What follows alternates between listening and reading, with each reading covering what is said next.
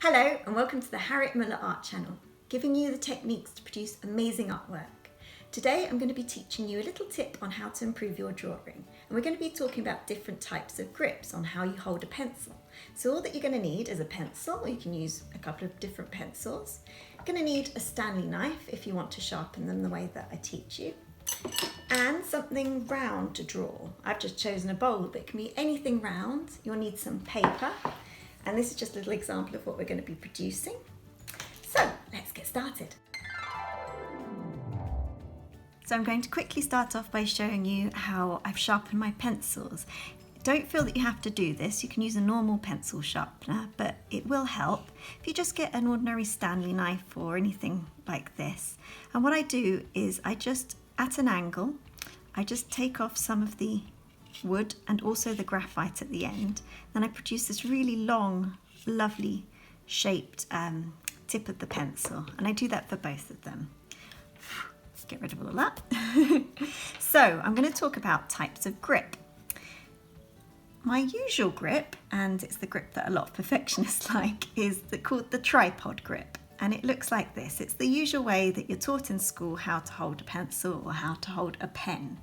And that's fine for doing really detailed work, but you put a lot of pressure on your wrist.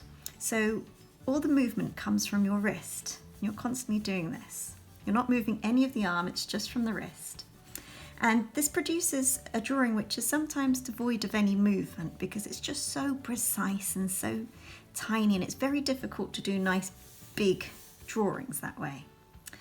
Now, the grip that I want you to use for this tutorial is called the overhand grip. So you place the pencil like this, hold the pencil with your index finger and your thumb, just like that, and then you can just put the other fingers underneath, and then you're going to be using the pencil like this, and the pencil is going to be at an angle with the paper, quite close to the paper.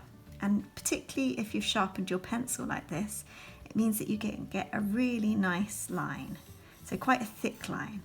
And I want you to use it from your shoulder. So you're moving your entire arm when you're doing this. So I'm moving all my arm, look at this.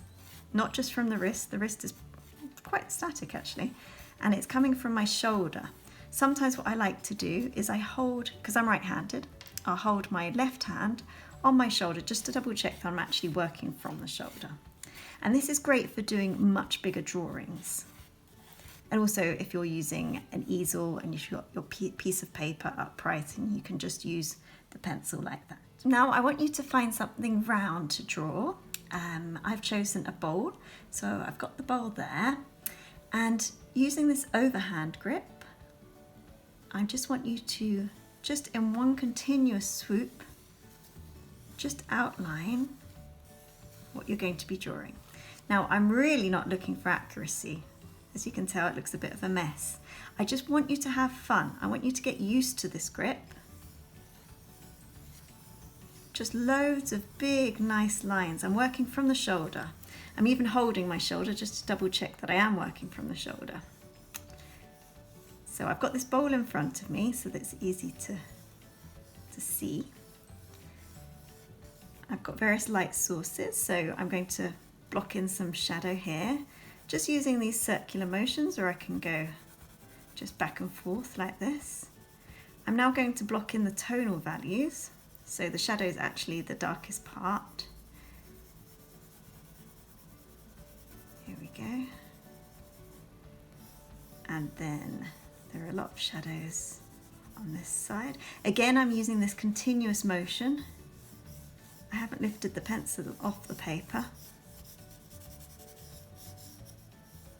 Keep on going, and then on the inside there's another dark shadow, another area of dark tone.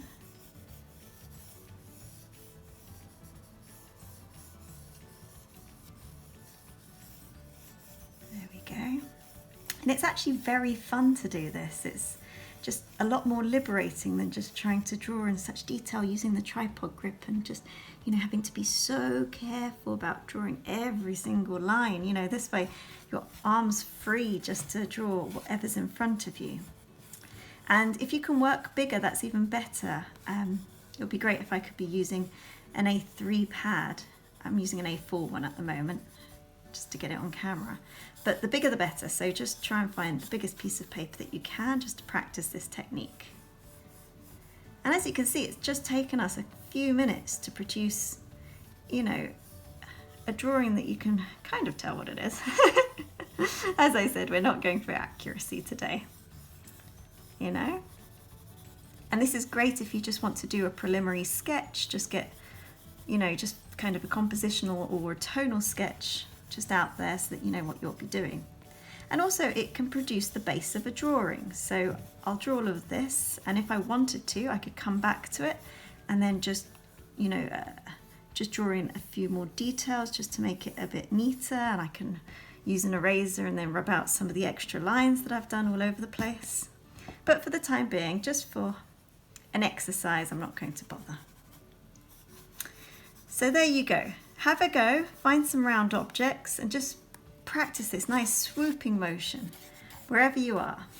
Just this lovely long continuous lines. It doesn't even have to be a drawing. If you want to just draw some shapes, just make sure that you're holding the pencil in an overhand grip and that you can shade using the side of your pencil. I hope you've enjoyed this tutorial. If you have, please hit subscribe and like, and if you've got any comments or suggestions of what you'd like me to draw, please leave them in the comments section below. And above all, keep practicing. I hope to see you on the next one. Thank you. Bye-bye.